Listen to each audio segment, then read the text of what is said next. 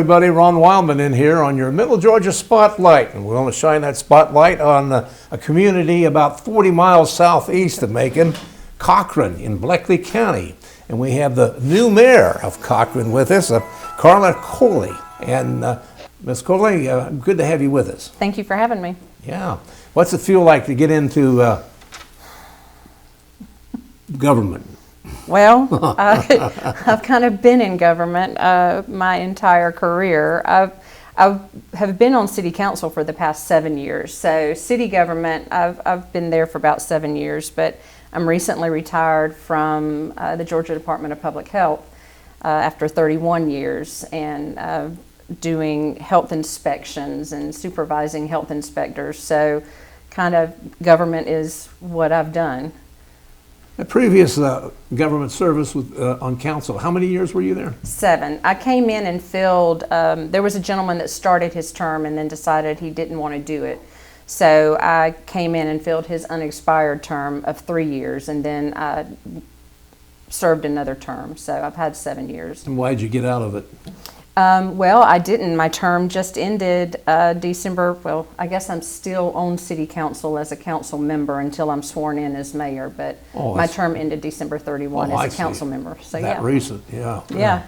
Well, what made you decide you wanted to seek the top office down there, the mayor's office? I'm not sure that it was a conscious decision at first. I just felt led in that direction. Cochran is where I grew up. I was born and raised in Bleckley County, and my father was a businessman. He started several different businesses in Cochran. He was in construction and built swimming pools and sold this, that, and the other. And just my entire life, I watched him create businesses from the ground up, and spent many of my days in downtown Cochran at his businesses. Dad was also a charter member of the Downtown Development Authority in Cochran, and Mom was a school teacher, and she taught school for 30 years. And so I think with my parents' service, I always have had a heart for people and a heart for service, and I love Cochran because of just my childhood there and growing up there. I grew up across the street from Middle Georgia College, which is now Middle Georgia State University, and I spent much of my time playing on the campus as a little girl. So it's just a love of the community. And so once I was on council and I realized what a difference a council can make, a council and a positive mayor working with the different agencies and authorities and boards, it made me realize that I might really be able to make a positive impact. And because of the love I have for the community, I think that being in that position enables me to affect change a little more. Not that we can't affect change in any position, but it allows me to see the ins and outs of what goes on behind the scenes in the community and try to help in that respect. As a recent council member, are there still holdovers on the council you worked with the last 4 years? We will have, we had 2 new members come on last year to fill unexpired terms, so they are actually starting their first full term. And then we have a council member coming on that left 2 years ago and is now coming back for another term. So it's a new council in a sense. And so I'm excited about that, but it's community members that I've known forever. So it's just like working with friends. If it's my understanding, you have one of these so-called weak mayor strong council right. Political situations down there. Right. How will you work with that? So that's the form of government that most small cities will have, because all the positions are part-time, and there is a city manager that handles the day-to-day operation of the city. I think that being the mayor, a weak mayor in our community, allows me the opportunity to be the one to go to all of the meetings and to bring that information back to council It allows me to help drive council's vision, and I can help be a part of that vision for the city moving forward. And so I think that being the face of the community, I think, makes a huge difference. And whoever you have in this position, I think, needs to have that love and have that desire to see the community move forward and to be able to project that. I guess for the record, we ought to say you are the first female mayor. Yes. In Cochran. Yep. Yeah, that is a source of pride for some of our kids. We have 3 daughters, so but yeah, it's always been guys. Well, since you're a first, would you like to? Why haven't there been one before this? Any reason, or just tradition? I don't know. I don't know that there's been a female that's run. I can't remember a female running for the position. I think typically just in Cochran, you've just expected guys to be in that position, but I don't know if there's any set reason.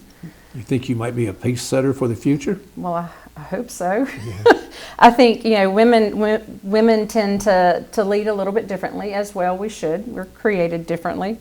But I think it's going to be interesting to see the dynamics of a female mayor and the differences in how I might lead versus how, the guys have led in the past. How do you think we can get more women interested in local politics on that level?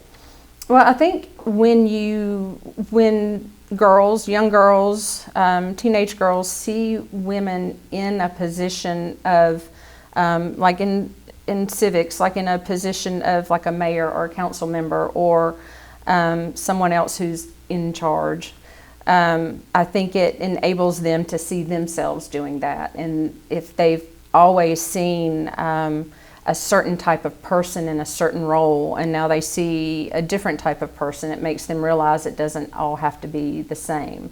So I think just women who are involved in government being ingrained in the community and getting out and letting young girls see what a positive impact a female can make on a community.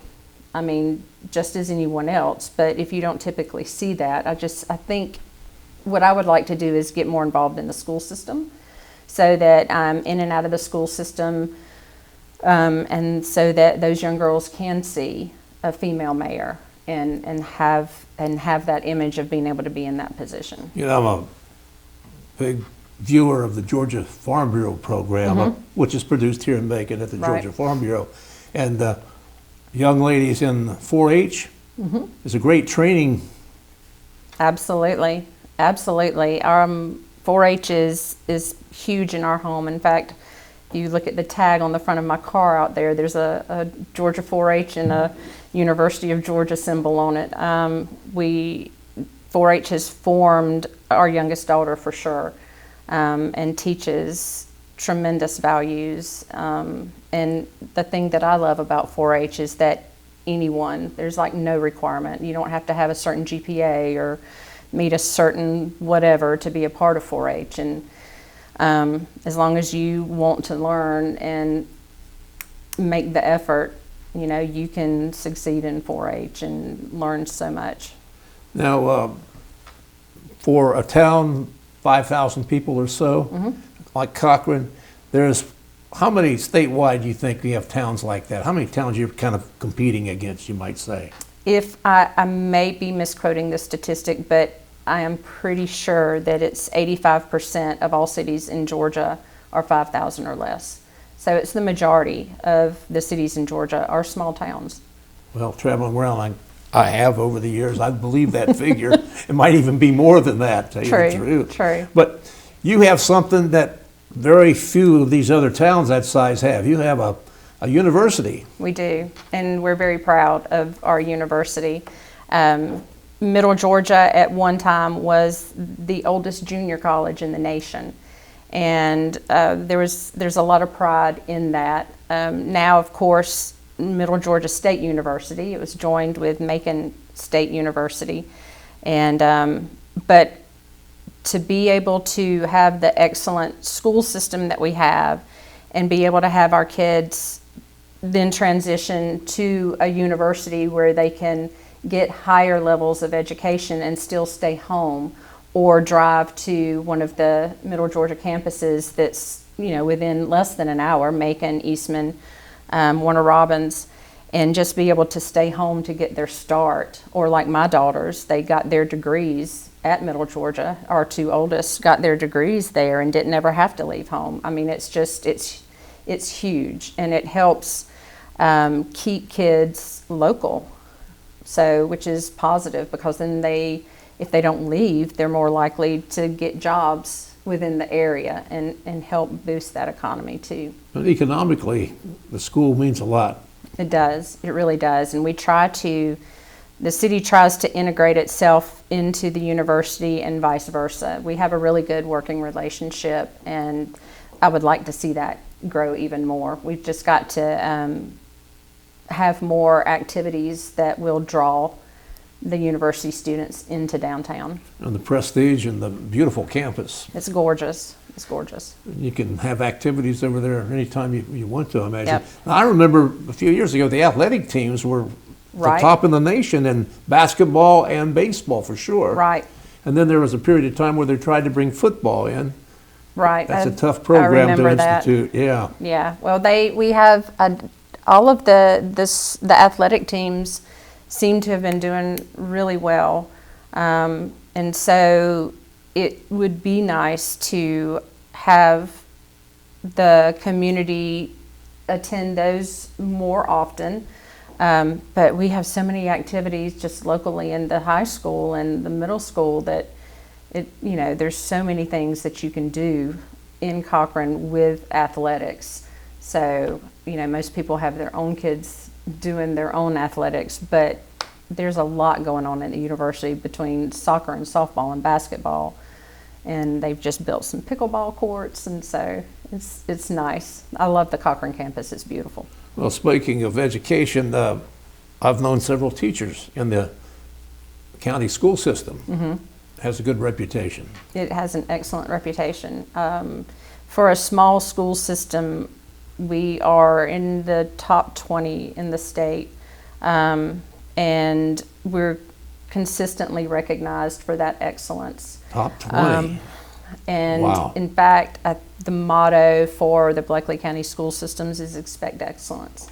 And they do. And the students and the teachers and the staff all provide that excellence.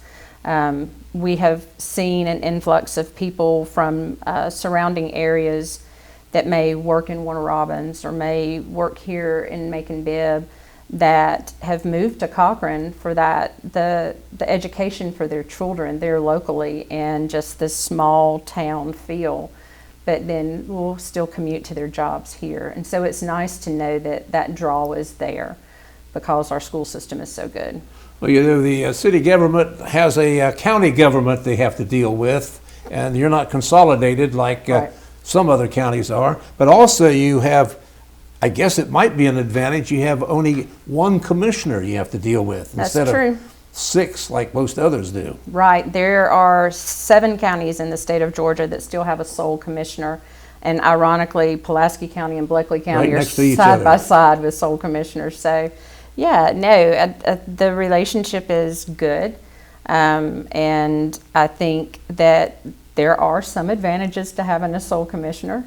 I think that it's good sometimes to have differing opinions. But again, differing opinions can be hard to work with also. Well, that's what it's all about anyway. Yeah, yeah. And you know the commissioner. I do. I know him a little bit. You're a lifelong resident there, Yes. and so is he. Yes, he is. Mr. Davis? Mike Davis, yep. He grew up in the same area with my dad, so I've grown up knowing him quite well. He's family. Do you see many projects together? I hope so. I mean, I would like to think that things would continue as they have. And as Cochran continues to grow, it's growing out into the county. And anything that happens in the city benefits the county.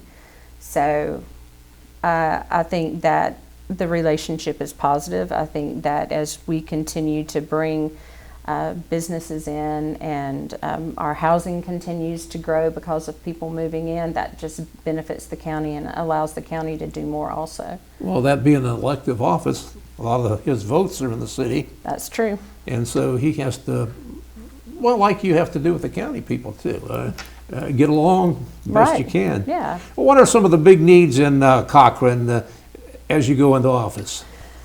Well, like a lot of small communities, funding sometimes is difficult to come by. And one of the things that we have not stayed on top of as well as we probably could have is our infrastructure. Our infrastructure is aging, water and sewer, and we have areas that need to have some TLC. And so one of the things that we're doing at our retreat in February is starting to look at long-range rehabilitation of the oldest portions of the city that still have the original water lines, or still have the original sewer lines when sewer was originally installed. So we're going to get a maintenance plan, a renovation plan in place, and start improving that infrastructure. I mean, it's going to take a while, but we have to put a plan in place to get started. Have you all been working on that as a council, or is it basically coming to the table now with you? We're coming to the table in February. Council charged our city engineers about 2 months ago with coming up with a plan that we could sit down and discuss in February. What about your relationship with the Georgia legislature? Well, as you well know, Where the money is, you know. Oh, where the money is. I was going to say, as you well know, we have a resident House of Representative in our city. In our county. And so as far as that goes, so far our relationships are fine. Well, he knows what your needs are. He knows exactly what our needs are. And because of my position with the Georgia Department of Public Health, I've had an opportunity to get to know several other representatives and senators throughout the 13 counties that I've worked in, because different districts touched the district that I worked in, the public health district that I worked in. So there are people that I can bounce things off of and talk to about different ideas and ways that we can obtain funding as needed. So hopefully we're going to be able to do that. We're a city that, like a lot of small cities, depends heavily on grants and making those grant applications look good, and so that we don't have to do loans or that we don't have to do bonds. But at some point you have to do that if you want to continue to move forward, because grants can't fund everything. So how's that deal with the tax situation in the community? Well, so far we haven't started moving forward on any large projects yet, but within the city we have remained at the same millage rate or lower for 8 or so years. So, but that has a lot to do with the fact that there are more people moving in. We have brought more businesses in. We're issuing more business licenses in the city. And so we haven't had to extend that burden, I guess, to the taxpayers yet within the city.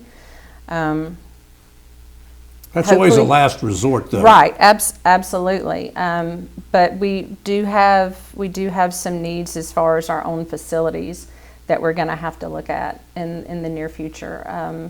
We have a fire department that is in need of being replaced. We have a city hall we've outgrown the walls of the city hall.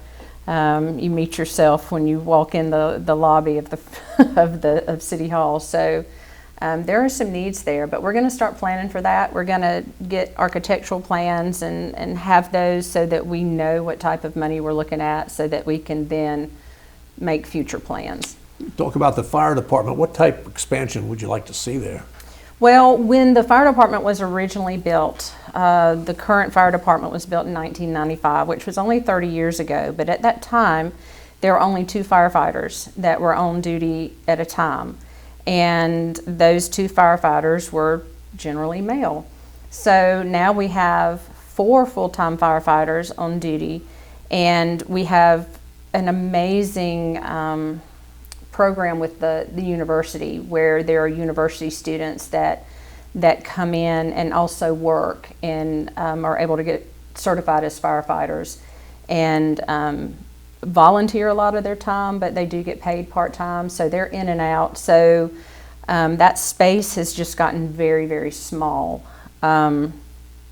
We recently acquired a ladder truck that is within inches of touching the top of the bay door when it's backed in. So just adequate room for male and female firefighters, more than 4, because hopefully we'll have more on shift as we continue to grow, because we've gotten several apartment complexes that have recently been built. We have the university that we always have to be aware of, and their needs in the event of a fire. So it would just be nice to have a more modern, expanded facility that would accommodate what our current needs are, because right now the one that we have just doesn't. How far down the road do you think that will occur? Hopefully soon. I don't know. We're beginning to move forward on planning for that. We have a very progressive fire chief who has a lot of dreams and visions, just like I do, and he wants what's best for his team. And so he has ideas for what he wants the building to look like and what's going to be in it. And we've just, as a city, we've got to just get behind that and find the land and get started. He recently received one of Ossoff's grants to use to renovate the current fire department, but I think our hope is that we can transition that into using it to acquire land and engineering plans and start moving forward on a new fire department. Then you're small enough where you can have just one location, probably. Right. Yeah. What about public safety? A police department? Mm-hmm. So our police department is currently housed in one of the oldest buildings that we have. It's in our old municipal building.